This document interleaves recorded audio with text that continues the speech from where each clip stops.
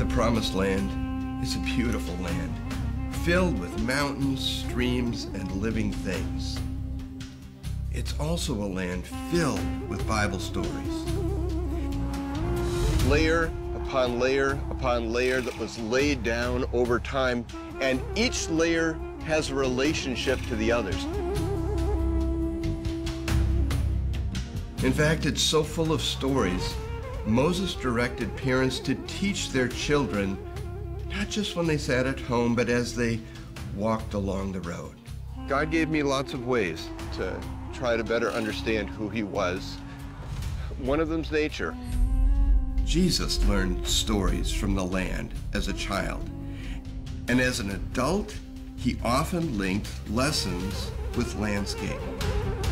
Jesus used this view as a backdrop for the command that still rings in our ears today. Sometimes those lessons were associated with things you could see. Farmers plowing fields, fishermen separating catch, wide roads and narrow roads.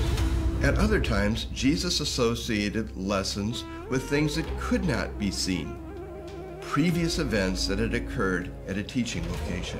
The people were seeing Jesus doing something they had seen before in this place.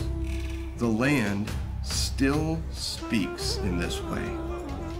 And when we accept Jesus' invitation, the one he gave to Peter and Andrew, come, follow me, we'll find ourselves in places we have been before as Bible readers.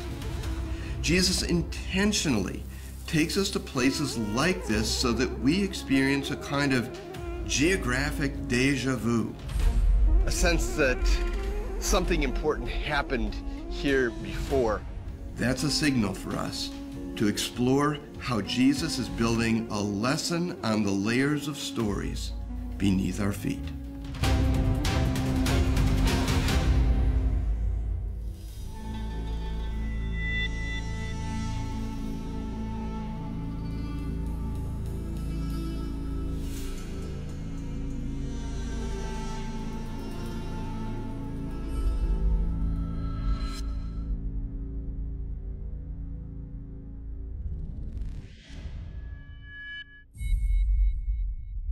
Our journey begins where it should, at Bethlehem with the birth of Jesus.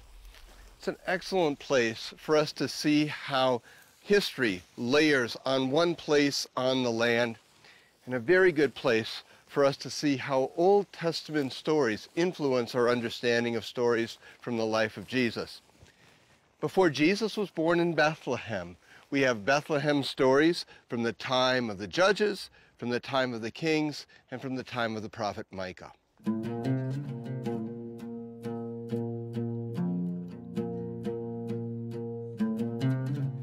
If you look below, you're going to see the ruins of 3 towers.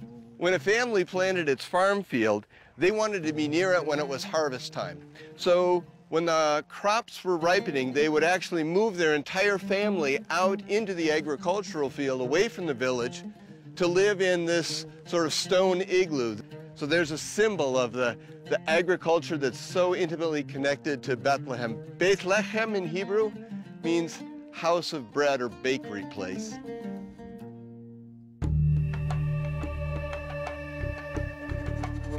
Bethlehem stories are always stories about how the Lord comes to help people in need. The first time we see that is at the time of the judges, in fact, the time of Ruth and Naomi. And these 2 ladies have come to Bethlehem and they have a huge problem to solve. They are in difficult economic straits. Ruth is out gleaning in the agricultural fields, and it's there that the Lord provides a solution for this family in the form of a man by the name of Boaz. Boaz eventually forms a relationship with Ruth in those agricultural fields, and on that threshing floor they're married, and suddenly this family that was in such difficulty has a solution that's provided by the Lord. The second time we see this happening is actually during the days of Ruth and Boaz's great-grandson David. Saul is the current king of Israel, and the people of Israel are suffering because he is not the kind of king that the Lord needed to lead his people. And so once again, all eyes turn to Bethlehem. The prophet Samuel goes to Bethlehem and anoints David as the ideal king that provided the best ruling experience that Israel ever had.